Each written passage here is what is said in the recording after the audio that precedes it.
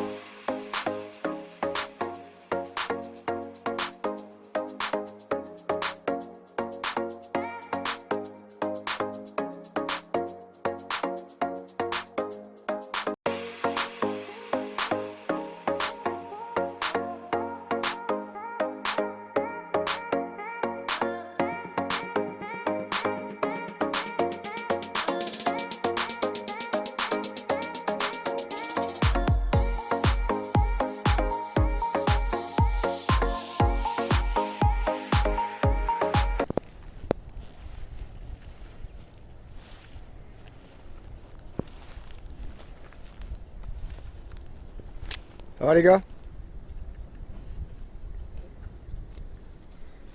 Vous êtes toujours pas dans les bâtiments? Vous êtes encore dehors?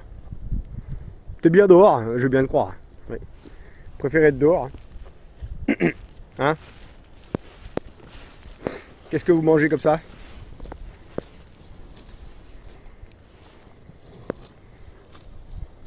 Bonjour Vodka. Il s'appelle Vodka celui-là, c'est le fils de Pastis. Bah ouais. Hein? Maman elle s'appelle Pastis. Ouais. Elle en a fait un autre. Bah il s'appelle Alcool. Bah oui, qu'est-ce que tu veux que je te dise? C'est beau hein? Ouais. C'est bon hein, ce que tu manges là hein? Un petit peu c'est des repousses de... du tritrical peut-être? Il y a du dactyle un petit peu avec, peut-être bien hein? Puis du trèfle, puis du plantain, voilà. Avec un petit peu des plantes aromatiques là hein? Oh là là là là, comme c'est bon ça. Bon, le senson tu vas pas le manger trop vite. Hein, le senson, tu vas pas... les sensons c'est ce qui est jaune avec les parties en graines, ça va être moins bon ça. Hein, ouais.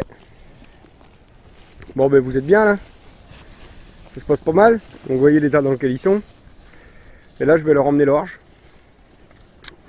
Je vais leur emmener 3 kg d'orge avec un petit peu d'ensilage d'herbe. Comme ça, il n'y a pas de transition à faire. Le jour où je les rentre en bâtiment, ils ont déjà les bonnes bactéries pour digérer l'ensilage d'herbe.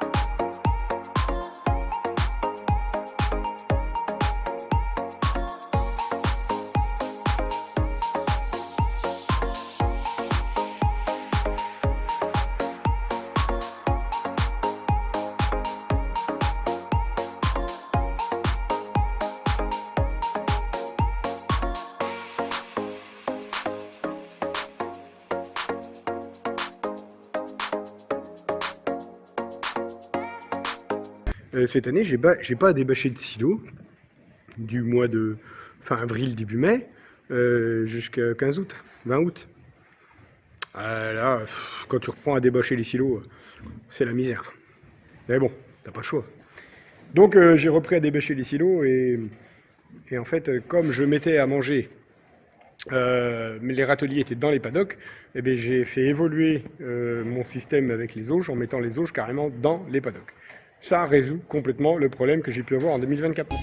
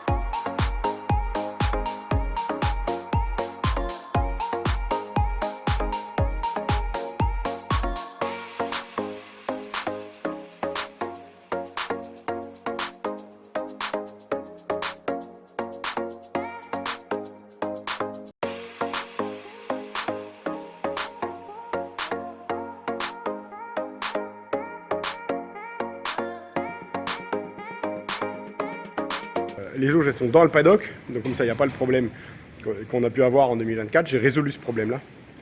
Et puis ça permet de complémenter en orge super facilement. Voilà, donc ils ont beaucoup plus de bactéries dans la panse pour la prairie. Parce que la prairie représente plus de la moitié de leur alimentation. Et on va les rentrer quand il fera vraiment beau. Voilà, ouais, regardez ce machin. Ah, il y en a, c'est... Hein? Il n'y a pas que des petits dans le lot. On verra combien ça va peser. Moi, fin novembre, on pèse.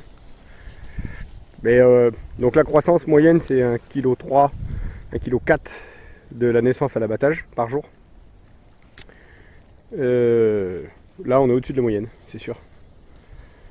Rien qu'à voir leur état. Donc c'est des animaux qui ne sont pas désinsectisés. Il n'y a pas de vermifuge, il n'y a rien du tout. Voilà. Mais la santé du sol fait la santé des plantes, qui produit également la santé des animaux. Voilà, c'est un petit peu les règles de la nature. À continuer en 2026, vraiment où il y a peu d'herbe, ça sera avec de l'enrubanné. Et ensuite, sur fin de l'été, je pense qu'on repartira à nourrir avec les auges pour tout simplement diminuer la part d'ensilage et augmenter la part de pâturage. Voilà. Maintenant, moi je vous ai tout expliqué sur mes thoriums. Alors je vous souhaite de passer de bonnes fêtes et je vous dis à bientôt. Salut, salut!